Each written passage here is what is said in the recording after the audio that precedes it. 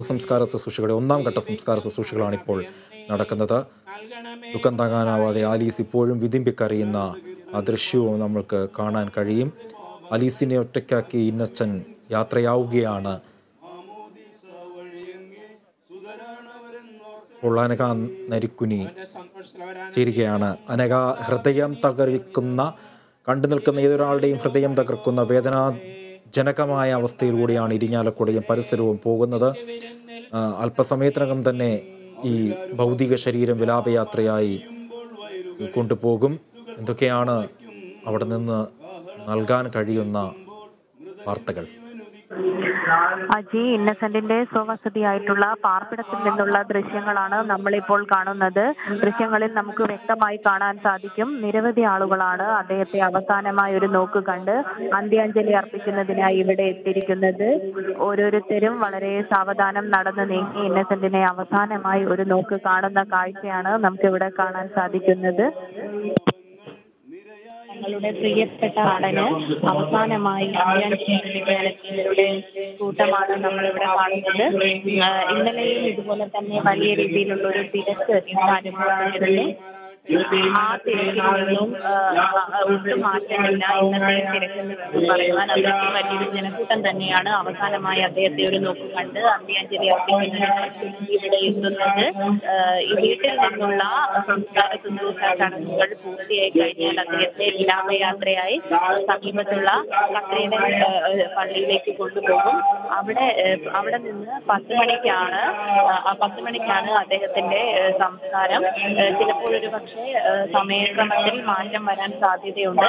കാരണം ഇന്ന് അദ്ദേഹത്തെ അവസാനമായി കാണാൻ കഴിയുന്ന ദിവസമായതുകൊണ്ട് തന്നെ നിരവധി ആളുകൾ വീട്ടിലേക്ക് എത്തുന്ന ഒരു സ്ഥിതിയാണ് നമുക്ക് കാണാൻ സാധിക്കുന്നത്. ഓരോരുത്തരും അദ്ദേഹത്തിന് അരികിലൂടെ നടന്നു നീങ്ങി അവസാനമായി അദ്ദേഹത്തെ കണ്ട് അന്തിമോപചാരം അർപ്പിച്ച് മടങ്ങുകയാണ്. വീട്ടിൽ നിന്നുള്ള ദൃശ്യങ്ങളാണ് നമ്മളിപ്പോൾ കാണുന്നത്.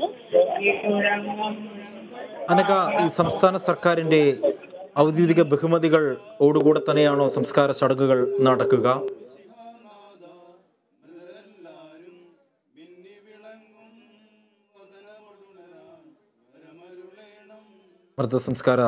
സംസ്കാര ശുശ്രൂഷകളാണ് ഇപ്പോഴും നടക്കുന്നത്.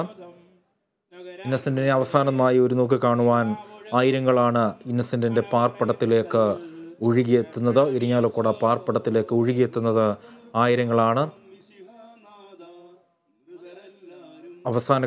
വീട്ടിലെ അവസാനഘട്ട ശുശ്രൂഷകൾ ഇപ്പോൾ നടക്കുകയാണ്. ഭൗതിക ശരീരം അല്പസമയത്തിനകം തന്നെ ഇവിടെ നിന്നും സെൻറ് തോമസ് കത്തീഡ്രൽ പള്ളിയിലേക്ക് കൊണ്ടുപോകും. അദ്ദേഹത്തിൻ്റെ ഇടവക പള്ളിയാണ് സെയിൻറ് തോമസ് കത്തീഡ്രൽ.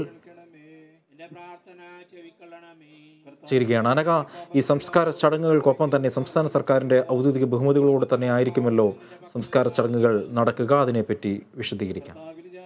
അതെ അജി, സംസ്ഥാന സർക്കാരിന്റെ ഔദ്യോഗിക ബഹുമതികളോടുകൂടിയാണ് അദ്ദേഹത്തിന്റെ സംസ്കാര ചടങ്ങുകൾ നടക്കുക. അത് ആദ്യമേ തന്നെ വ്യക്തമാക്കിയിരുന്ന കാര്യമായിരുന്നു. സംസ്ഥാന സർക്കാരിന്റെ ഔദ്യോഗിക ബഹുമതികളോടുകൂടിയാണ് കത്തീഡ്രൽ ദേവാലയത്തിൽ 10 മണിക്ക് അദ്ദേഹത്തിന്റെ സംസ്കാരം നടക്കുക. നോക്കൂ, ദൃശ്യങ്ങളിൽ നമുക്ക് കാണാൻ സാധിക്കുന്നുണ്ട്, നിരവധി ആളുകളാണ് ഇപ്പോഴും അവസാനമായി അദ്ദേഹത്തെ ഒരു നോക്ക് കാണുന്നതിന് വേണ്ടി ഇങ്ങോട്ട് എത്തുന്നത്.